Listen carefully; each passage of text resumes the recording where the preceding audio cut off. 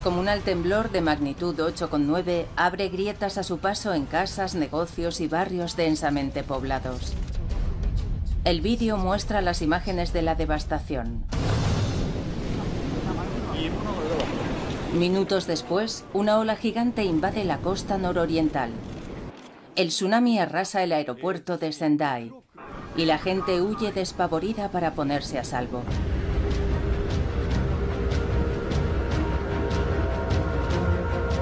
El tsunami surca el Océano Pacífico viajando a una velocidad de 800 km por hora.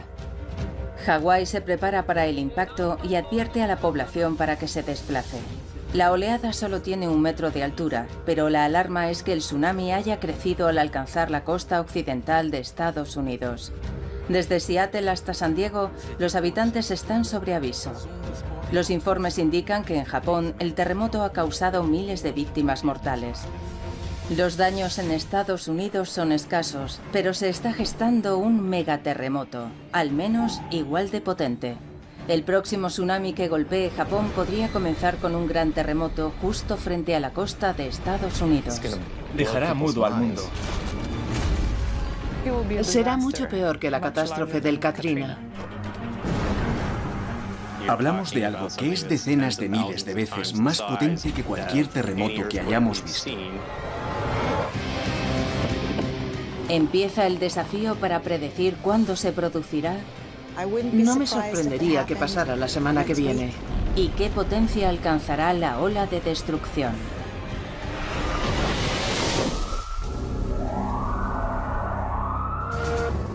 El terremoto de Japón fue el más grande de los registrados en el país.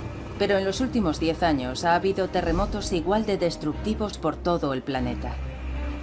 Los megaterremotos están entre las fuerzas más poderosas de la naturaleza. Compiten con la energía destructiva almacenada en un arsenal de bombas atómicas. Y golpean repentinamente, con violencia y sin previo aviso.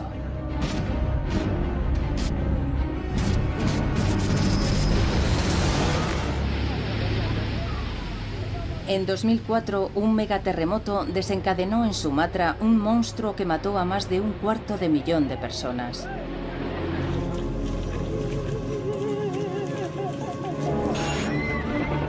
En 2010, otro gran seísmo, esta vez en Chile. Este megaterremoto tenía la potencia de miles de bombas nucleares. Aceleró la rotación de la Tierra, acortó la duración del día en 1 microsegundo y desplazó 3 metros una localidad entera. Muchos investigadores sospechan que el noroeste del Pacífico está ahora en el mismo punto de mira.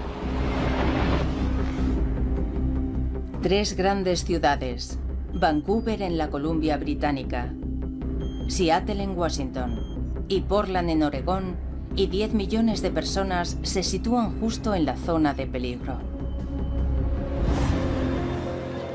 Algunos expertos pronostican una cifra de muertos comparable a la Segunda Guerra Mundial.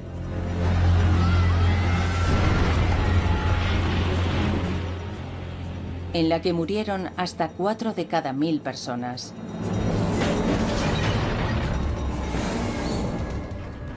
En la historia reciente, Chile fue arrasado por un terremoto de magnitud 8,8. Y en 2004, Sumatra tembló con la fuerza de un seísmo de magnitud 9,1.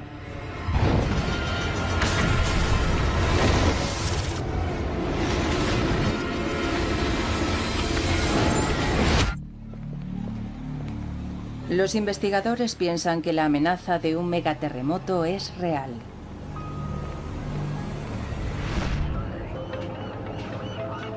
Justo frente a la costa, bajo las olas oceánicas, yace oculta una bomba de relojería. De aquí va a venir el terremoto. Está a una profundidad de unos 15 kilómetros bajo el suelo oceánico que está justo debajo. El geólogo marino Chris Goldfinger se acerca todo lo humanamente posible al lugar donde la Tierra empezará a abrirse. La zona de impacto del megaterremoto.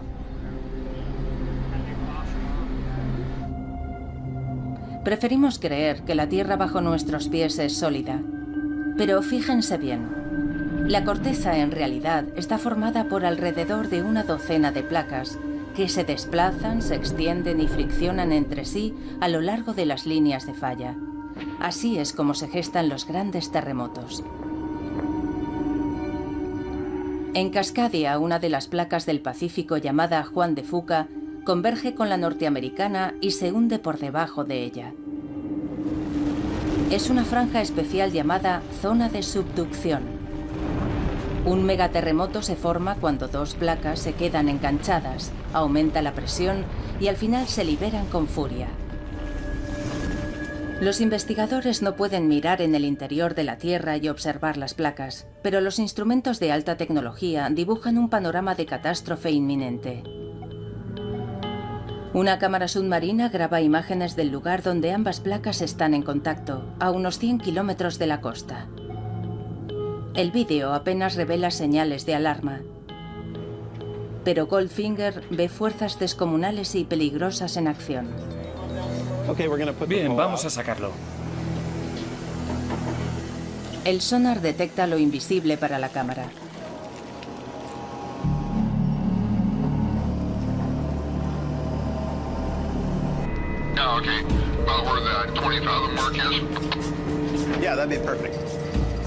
Si la falla es inofensiva, el lecho marino tiene un aspecto uniforme y tranquilo. Y eso indica que las placas se están deslizando una junto a otra sin impedimentos. Si el sonar detecta montañas, es que las placas están enganchadas y se gesta un terremoto.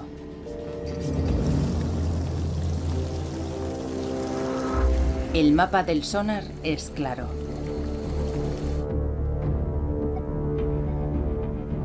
La placa Juan de Fuca se está deslizando por debajo de la norteamericana, empujando hacia arriba la plataforma continental.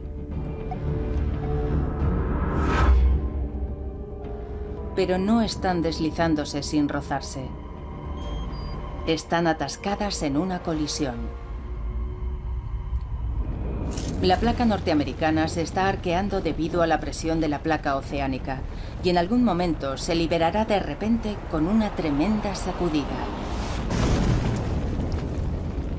Un terremoto de subducción es el seísmo más impresionante que hay, porque las dimensiones del terremoto son proporcionales a la superficie que mueve mientras se produce. Y esa superficie es enorme. Mide unos 1000 kilómetros de largo y se extiende desde el sur de Canadá hasta el norte de California. Tiene al menos 50 kilómetros de ancho. Es tan grande como Irlanda. Una superficie tan extensa crea un terremoto colosal. La falla que lo origina es tan grande que los científicos la han llamado megasacudida. Aunque ya se han registrado otros con anterioridad, ninguno ha puesto en peligro una zona tan desarrollada como Cascadia. En los últimos tiempos no ha habido ningún megaterremoto en una gran ciudad. El mundo aún no ha visto tal grado de destrucción en una gran urbe.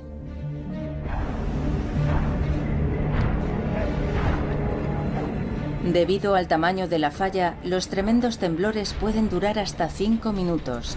Toda una vida de horror para quienes sufren la experiencia.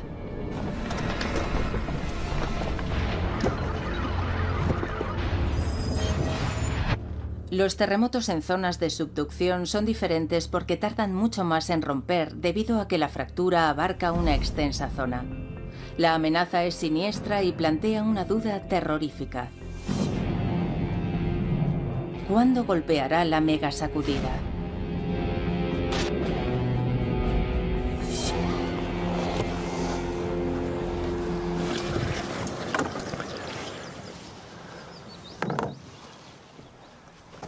Los geólogos Rob Wither y Tim Walsh buscan pistas. Algunos indicios son crípticos y oscuros, como las leyendas milenarias de los indígenas americanos.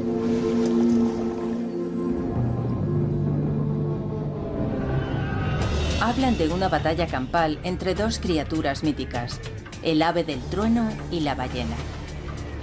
Algunos interpretan que el ave del trueno representa una fuerte sacudida terrestre y la ballena, el mar. Estos relatos indígenas describen una batalla típica en la que el ave del trueno atrapa a la ballena y la suelta en la tierra. Para los geólogos, la violenta agitación representa un terremoto.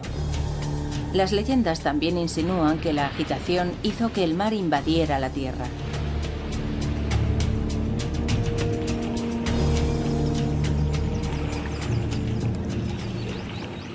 Este conjunto de árboles muertos desde hace milenios se conoce como el bosque fantasma. Un bosque petrificado que tiene una historia que contar.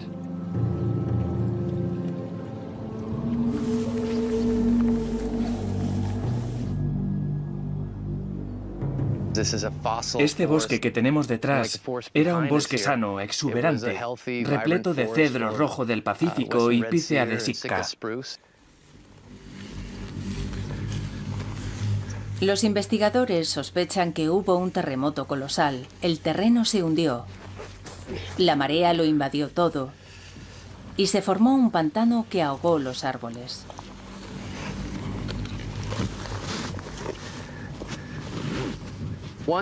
Al quedar sumergido, el bosque no pudo sobrevivir en agua salada y los árboles empezaron a morir. No es el único caso.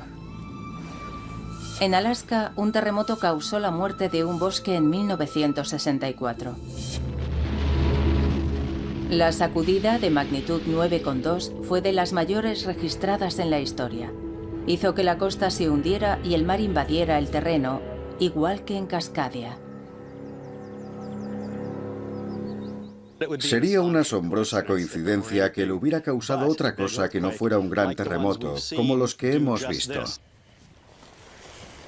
La datación por carbono demuestra que el bosque fantasma se destruyó hacia el 1700, aunque la fecha definitiva la confirma otro hecho, acaecido al otro lado del mundo.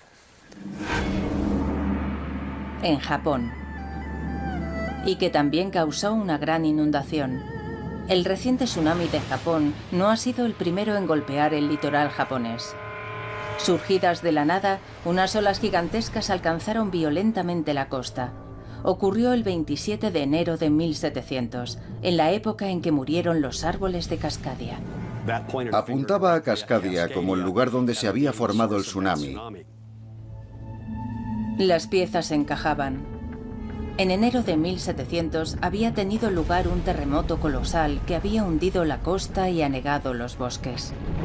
Y de la misma forma que con el reciente terremoto de Japón, se formó un tsunami que en poco tiempo alcanzó las costas americanas.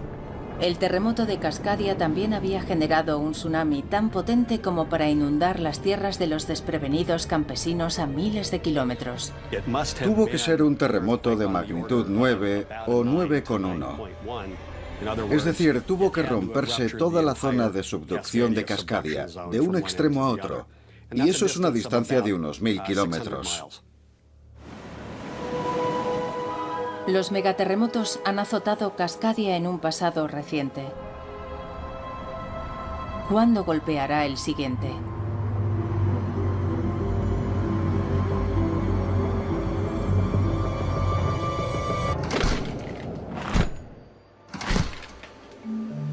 En una fría cámara de la Universidad Estatal de Oregón, Chris Goldfinger busca pistas entre montones de tierra. Son muestras que ha recogido del suelo oceánico a gran profundidad. Goldfinger sospecha que podrían revelar la frecuencia de los megaterremotos. Tiene unas 200 muestras de testigos de sondeo. Juntas cuentan una historia que abarca 10.000 años. Al menos para un geólogo capaz de interpretarlas. Lo que vemos aquí dentro son sedimentos de los últimos miles de años. Esto es un terremoto que va desde aquí hasta aquí. A partir de los sutiles cambios en el terreno, Goldfinger deduce un patrón. Los cambios marcan dónde se ha desencadenado un deslizamiento de tierras submarinas debido a un terremoto. La datación por carbono determina en qué momento golpean las ondas sísmicas. Los resultados no auguran nada bueno. En los últimos 10.000 años se han producido megasacudidas aquí en 19 ocasiones. El terreno que está debajo de Cascadia no es tan estable como se pensaba. El periodo mínimo entre un terremoto y otro es de 170 a 200 años. Ya han pasado unos 310 desde el último, y es probable que se produzca otro terremoto. Nuestros instrumentos no pueden medir con precisión cuándo golpeará el próximo megaterremoto. Pero el geólogo Tim Melbourne ve indicios de lo destructivo que puede llegar a ser. Bueno, vamos a ver lo que tenemos aquí. Este instrumento es lo último en sistemas de localización de posición.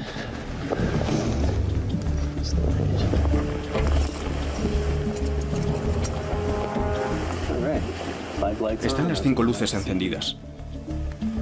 El sistema GPS revela lo que no podemos ver ni sentir, y las lecturas son alarmantes. Aquí el terreno se está moviendo. Esta estación se mueve unos 2 centímetros por año, porque a medida que la placa Juan de Fuca se va deslizando por debajo del continente, arrastra a la placa norteamericana. El GPS emite una luz que indica una fuerza increíble. El movimiento varía, pero por término medio, la región está siendo empujada en dirección oeste a un ritmo de 4 centímetros al año. Es una distancia descomunal en términos geológicos. Desde que se produjo el último megaterremoto en 1700, Cascadia se ha desplazado hasta 12 metros.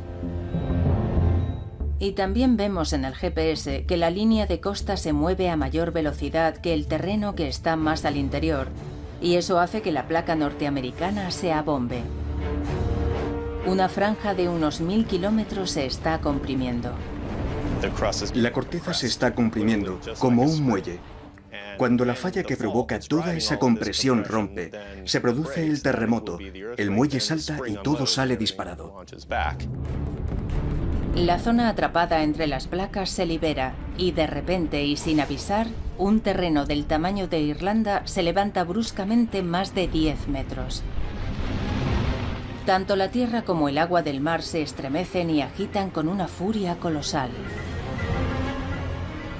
Si hubiera un terremoto en Seattle y uno estuviera en el centro de la ciudad, se desplazaría entre 3 y 5 metros hacia el suroeste. Y si estuviera en la costa, se encontraría con que también se ha desplazado hacia el suroeste, pero entre 5 y 10 metros. El terreno que la falla había ido empujando hacia arriba a lo largo de 3 siglos se desplomaría. Lo que había subido, la costa, cae. Y lo que había bajado, al borde de la falla, sale disparado hacia arriba. El ecosistema se transforma cuando hay un terremoto. Las playas desaparecen bajo las olas. Las ciudades costeras que están más hacia el interior se encuentran con el océano a las puertas. Un bosque tras otro podrían dejar de existir. No hay incertidumbre. Este movimiento en vertical junto a la costa de los terremotos de la zona de subducción lo hemos visto en decenas de casos. Con la liberación de las placas, también es posible que se desencadene uno de los fenómenos más destructivos, el tsunami. Hace que toda el agua que está encima del fondo marino se levante de golpe y luego caiga por su propio peso y fluya hacia la tierra y a través del Pacífico. El tsunami podría llegar a alcanzar los 15 metros de altura, lo suficiente para borrar del mapa localidades enteras.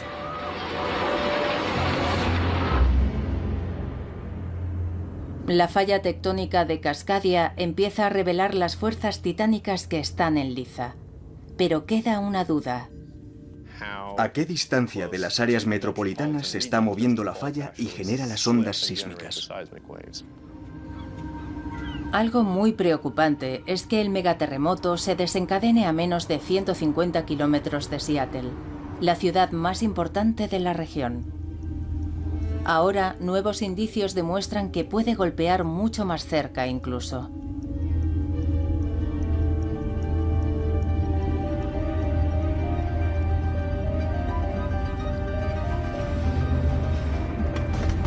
No lejos de Seattle, la falla está vibrando.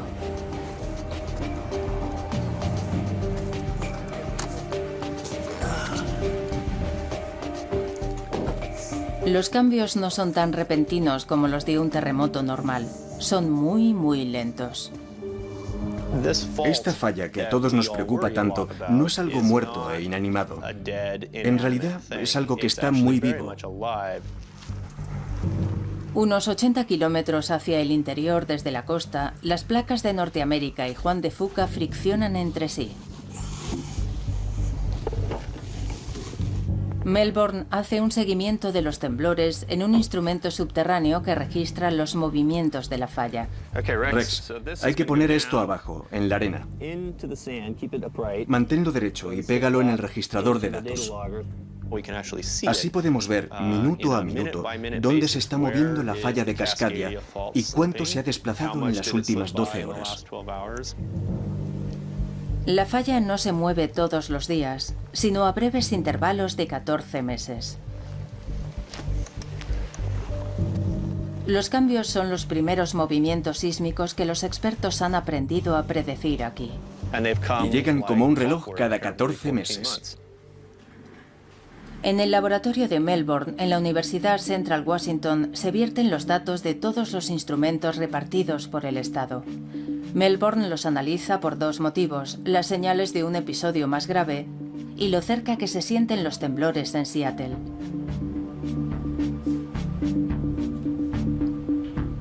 Cuando él y Rex Flake trazan el mapa de la zona donde se está moviendo la falla, el resultado no augura nada bueno. Sí, esta es por lo menos un 60% más grande. La zona de la falla atascada no se detiene en la costa de Cascadia, penetra en el continente, al menos en la región del estado de Washington, como mínimo unos 80 kilómetros. Las zonas atrapadas parecen extenderse mucho más tierra adentro de lo que se pensaba. Eso indica que se trata de un temblor mucho más potente, mucho más cercano a donde viven personas. En la práctica es el doble de ancho que la falla, y al duplicar el ancho, se duplica la cantidad de energía que libera la falla. Al duplicarse la energía liberada, se convierte en un terremoto de una potencia colosal. Quizá el mayor que pueda haber en todo el planeta. Y podría golpear mucho más cerca de Seattle de lo que puede nadie imaginar. Y causar una destrucción masiva. Hablamos de algo que es decenas de miles de veces superior a cualquier terremoto que hayamos visto en energía liberada. Seattle debe prepararse para una catástrofe que no previeron quienes edificaron la ciudad. Pero no es la única ciudad que debe asimilar la funesta noticia. En medio del continente, en el corazón de América, podría estar gestándose otro gran terremoto.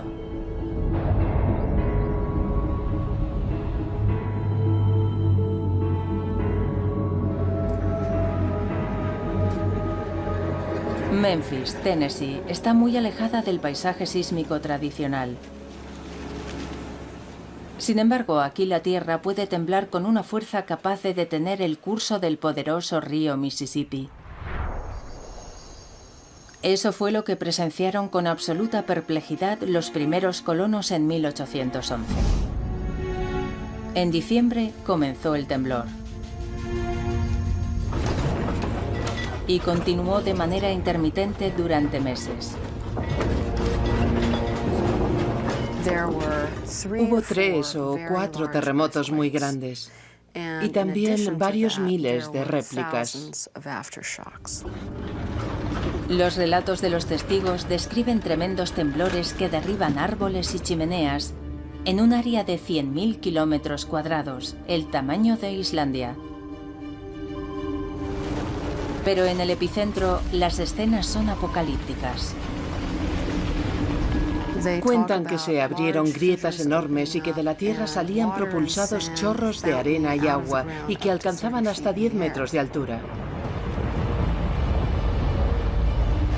Estos géiseres, estos volcanes de arena, al final del acontecimiento inundaron los campos de arena y agua, que en algunos lugares alcanzaron el metro de altura o más. Antes de terminar, un gran temblor sacudió la tierra por debajo del propio Mississippi, elevando el terreno varios metros. Increíblemente, el poderoso cauce invirtió su curso. El terreno elevado habría interrumpido la corriente del río y lo habría obligado a fluir temporalmente en sentido contrario. Hace tiempo ya que el Mississippi retornó a su cauce natural, pero quedan vestigios de los géiseres de agua y arena.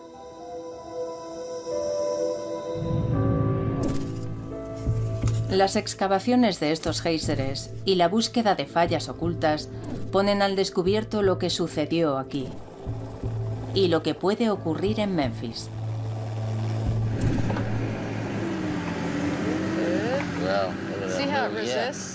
Martisha Tuttle y Eugene Buddy Zweig descubren información muy preocupante enterrada en los campos. Los terremotos de 1811 y 1812 no sucedieron por casualidad. Solo eran los últimos de una serie que se extiende a lo largo de cientos, si no miles de años. Esto es el dique de arena por donde el agua y la arena salieron disparadas a la superficie. Los terremotos transformaron la tierra húmeda y arenosa en un fluido. La presión del agua entre los granos de arena aumenta por el temblor y hace que se separen y dejen de estar en contacto unos con otros. El material deja de ser una simple capa de arena para comportarse como un líquido. Los temblores licuaron el terreno hasta una profundidad de 6 metros aproximadamente. El aumento de la presión dentro del terreno licuado lo obligó a buscar una salida. Hizo erupción.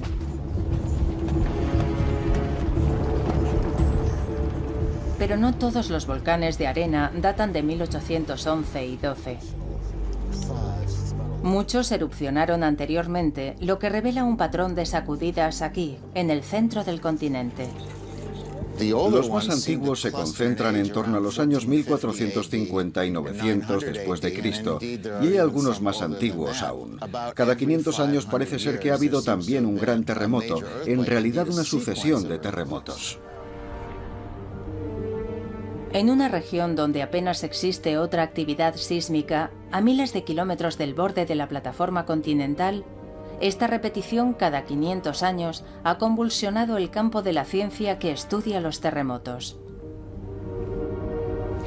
Si sobrevuelas la parte central de Estados Unidos, ves un paisaje de granjas muy tranquilo, sin montañas. No hay declives bruscos del terreno.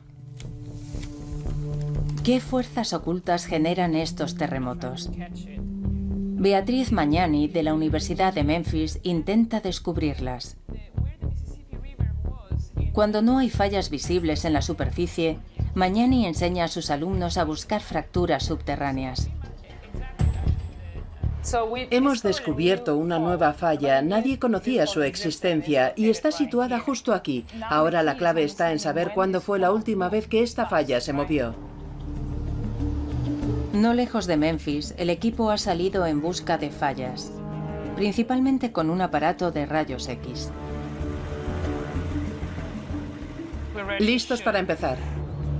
Utilizan las ondas sísmicas, las mismas ondas que genera un terremoto.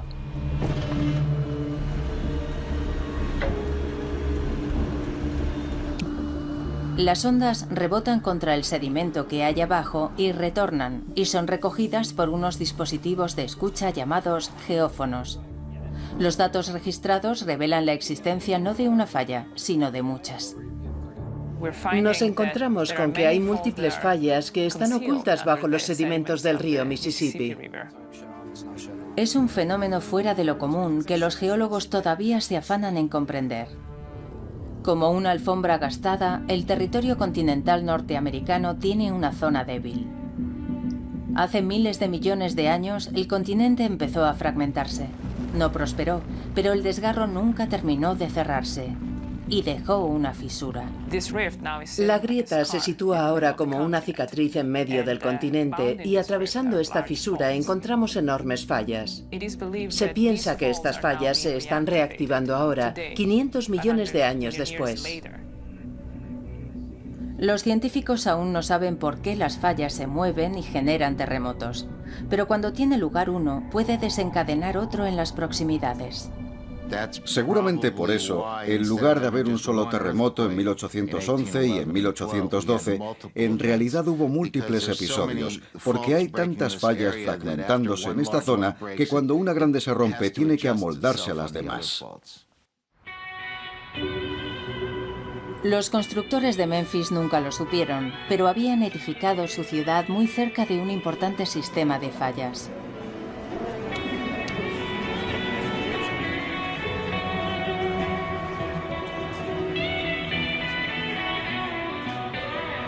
Memphis, Tennessee, no está preparada para un terremoto, pero si los científicos tienen razón, tendrá que enfrentarse en breve a un seísmo capaz de reducir a escombros la ciudad y amenazar la vida de sus habitantes. A tenor de algunas mediciones, el peligro es tan grande como en California. Calculamos que el índice de probabilidades de que en los próximos 50 años se produzca un terremoto de magnitud en torno a 6 es del 80 o 90%. Los terremotos que sacudieron este lugar en 1811 y 12 fueron incluso más potentes, y los chorros que brotaron del interior cubrieron de arena una inmensa área. Estas marcas son tan grandes que pueden verse desde el aire. Vamos a echar un vistazo a aquella zona de allí. Muy bien. Los volcanes de arena se extienden por una superficie de miles de kilómetros cuadrados. Solamente un gran terremoto es capaz de licuar un área tan extensa. Pienso que fueron terremotos muy potentes. Al menos uno de ellos fue de magnitud 7,6 o superior. Lo que está claro es que la destrucción fue enorme. La zona de destrucción fue inmensa y, por tanto, con independencia de si fueron terremotos de magnitud 7 u 8, sacudieron una superficie muy grande, con mucha fuerza y durante bastante tiempo. En 1811 había muy pocos edificios que pudieran derrumbarse y matar a personas.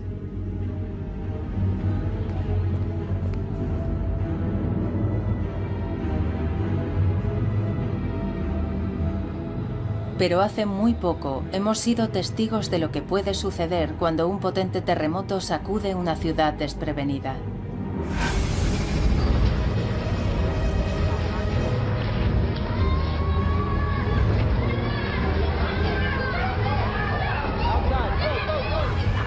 Esto es Haití en 2010. Un terremoto de magnitud 7 golpeó la capital, Puerto Príncipe. No fue tan potente como los terremotos de 1811 y 12 en Estados Unidos, y sin embargo dejó a la ciudad de Puerto Príncipe sumida en la ruina absoluta.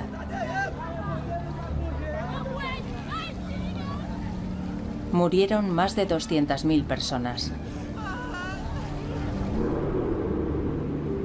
No es probable que Memphis sufra una destrucción semejante, pero la vulnerabilidad de la ciudad preocupa a los responsables de situaciones de emergencia, como Jim Wilkinson. Si aquí llegara a haber un movimiento sísmico de la magnitud que nos dicen que podría alcanzar, será una verdadera catástrofe. Habrá que utilizar todos los recursos de que dispongamos para afrontarlo. Aquí persisten las sacudidas del terreno con ligeros temblores. En Memphis se recibe un recordatorio del peligro unas 4 veces a la semana. Registramos unos 200 terremotos al año. Sus magnitudes oscilan entre 4 y 1,5. Estos temblores son motivo de controversia. Podrían ser simples réplicas de los de 1811 y 1812. Los escépticos señalan también datos de GPS no concluyentes. Si apenas hay indicios de fuerzas que colisionan bajo la Tierra, en su opinión eso significa que aquí la zona de falla se está cerrando. Su teoría es que los terremotos de 1811 y 12 y los grandes terremotos que los precedieron cada 500 años han desactivado ese sistema de fallas.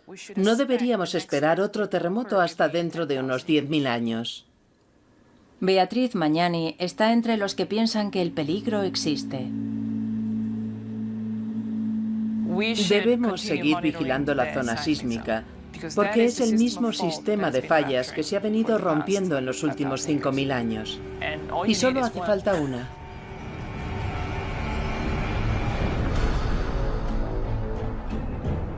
A las afueras de Memphis hay una falla oculta que podría comportarse como un muelle. Está a punto de saltar. Los terremotos ocurren prácticamente a diario. Sabemos por la historia que fueron episodios graves y muy destructivos y hay consenso sobre que el peligro es real.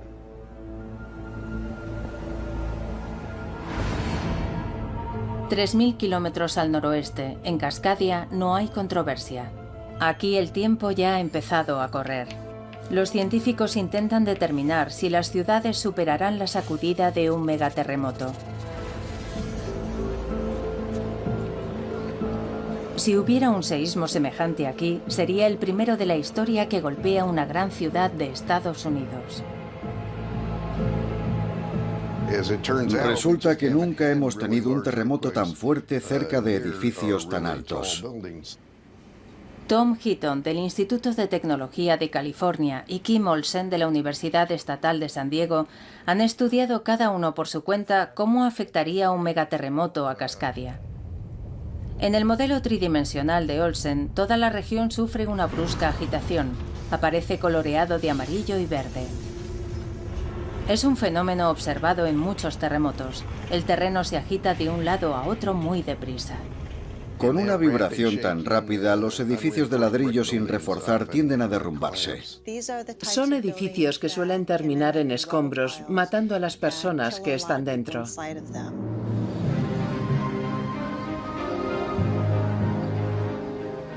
Los distritos históricos de Cascadia están llenos de estructuras de ladrillo sin reforzar. En Seattle hay una campaña en curso para apuntalarlos.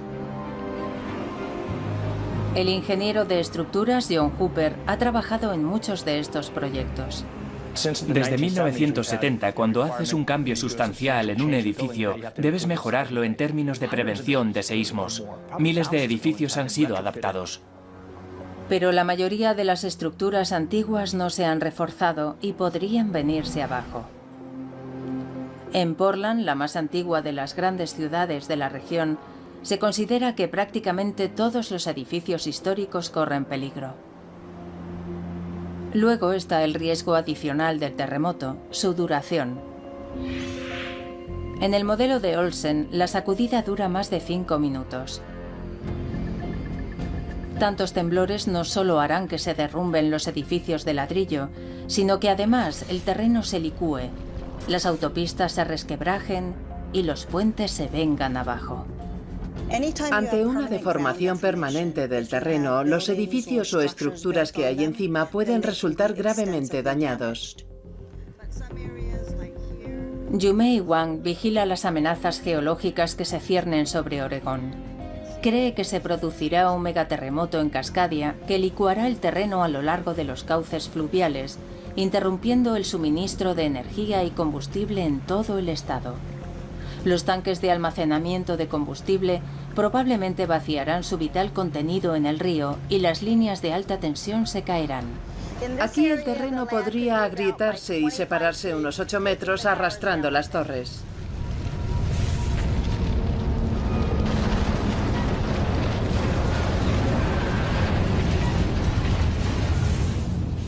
Lo que más preocupa a Heaton y Olsen es cómo se comportarán los rascacielos. Sobre todo los de la ciudad más importante de la región, Seattle.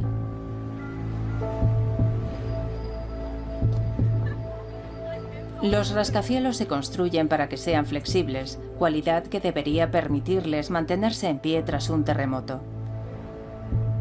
Pero un megaterremoto en Cascadia no solo inundaría Seattle de bruscas sacudidas, sino de otro tipo de ondas. En el modelo de Olsen son de color rojo y azul. Se transfiere una gran cantidad de energía a las ondulaciones con una gran longitud de onda. Me refiero a las largas ondas con el movimiento de una montaña rusa. Estas ondas con gran longitud de onda hacen que el terreno se ondule, casi como olas oceánicas. La gente de la calle puede no percibir el peligro, pero los rascacielos comenzarán a balancearse bruscamente. Solo los grandes terremotos como el de magnitud 8,8 que golpeó Chile en 2010 generan esta clase de ondas.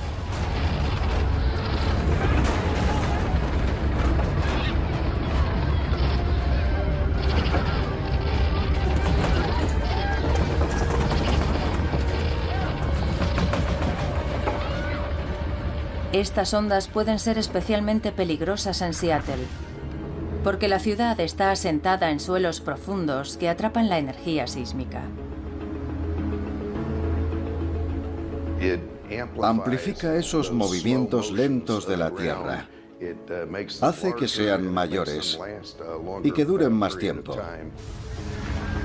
Lo que tememos es que el balanceo se acentúe tanto que los rascacielos terminen desplomándose.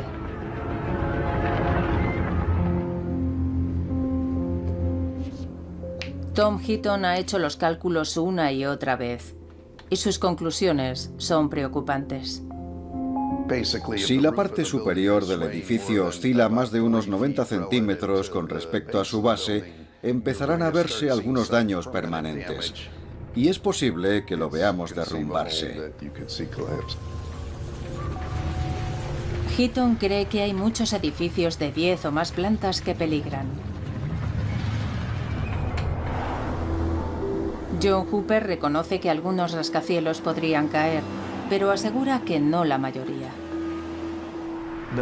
De la mayoría de los edificios, la gente saldrá ilesa, podrá escapar.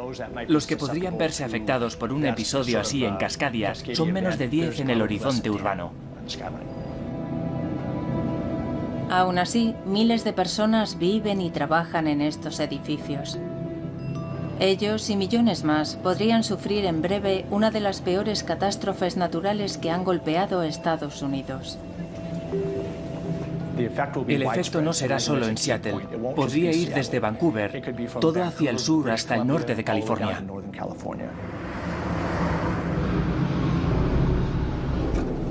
El escenario de la pesadilla.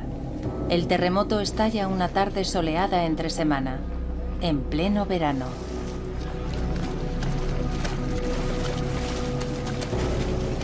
Muchos están en el trabajo, en estructuras altas, en antiguos edificios de ladrillo que pueden derrumbarse. Miles más están disfrutando en la playa.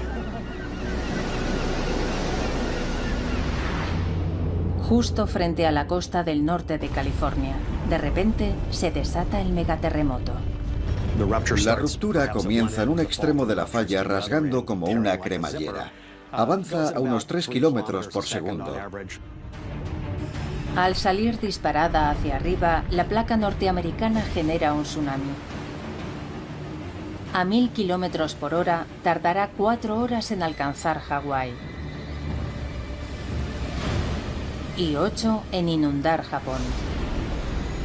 Se espera que allí la mayoría se haya desplazado a terrenos más elevados. En Norteamérica, lo que llega primero no es el tsunami, sino las potentes ondas sísmicas que atraviesan la Tierra a una velocidad de 11.000 kilómetros por hora.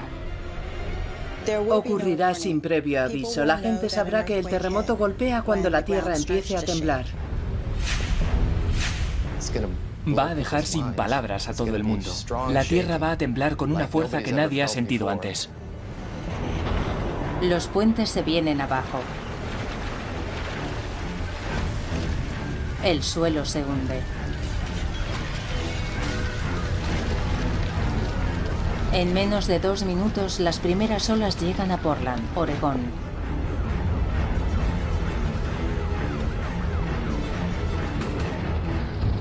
Yo buscaría algo resistente como una mesa maciza y haría lo de agacharse, cubrirse y sujetarse fuerte. Las personas que estén en los edificios históricos de la ciudad no tendrán mucho tiempo. Cientos, si no miles, podrían verse atrapadas en ellos. En menos de 30 segundos, las primeras olas llegan a Seattle. La violenta sacudida no es sino el principio de lo que le espera a la mayor ciudad de Cascadia.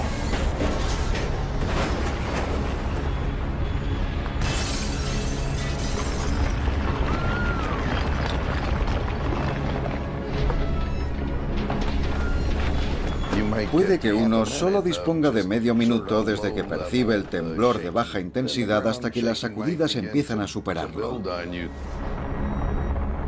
El suelo profundo de la ciudad atrapa las ondas y las amplifica.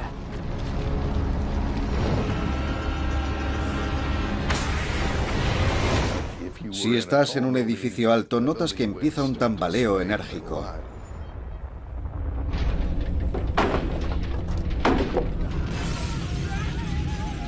El temblor dura más de 2 larguísimos minutos. Se desencadenan incendios en toda la zona. Podría haber miles de corrimientos de tierra. A partir de los 3 minutos y medio, algunos rascacielos empiezan a sufrir daños catastróficos.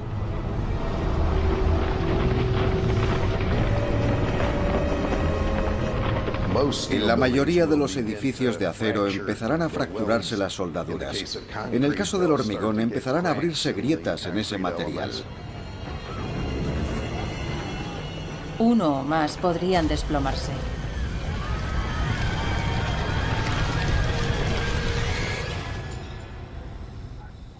Parece una eternidad, pero al cabo de 5 minutos y medio, el suelo al fin deja de temblar. Los supervivientes de las ciudades desalojan la zona. Acaban de sufrir uno de los fenómenos más violentos del planeta.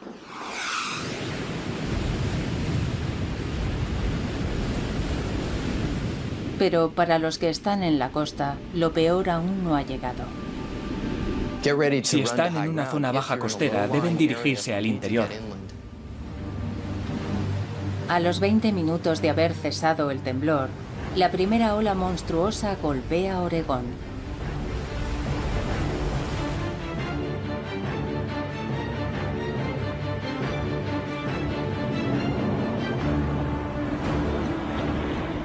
No es una simple ola.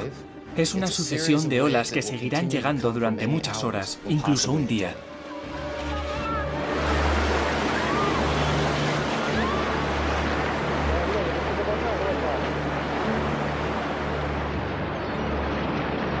Cuando termine, 3 grandes ciudades habrán quedado prácticamente aisladas y destrozadas. Kilómetros de litoral habrán sido borrados del mapa. Miles de edificios habrán quedado destruidos o con daños permanentes. Más de 1 millón de personas se habrán quedado sin hogar. En Oregón habrán muerto hasta un total de 5.000 personas. Y pensamos que es un cálculo a la baja y que la cifra puede ser mayor. Es como nuestro Katrina, aunque pensamos que los daños serán muy superiores. Con la planificación adecuada, los servicios de emergencia no tardarán en llegar a la zona. Los helicópteros traerán el combustible y los alimentos y medicamentos necesarios. Y poco a poco, la región volverá a la vida. Pero la clave para una pronta recuperación es la prevención. Entonces, con esta adaptación, lo que hace es conectar los suelos con las torres. Sí. Para que se mueva todo a la vez. Sí. Lo que ve aquí es el acero que hemos colocado. Hay múltiples técnicas de ingeniería estructural que se pueden aplicar para reforzar el edificio y evitar que se derrumbe.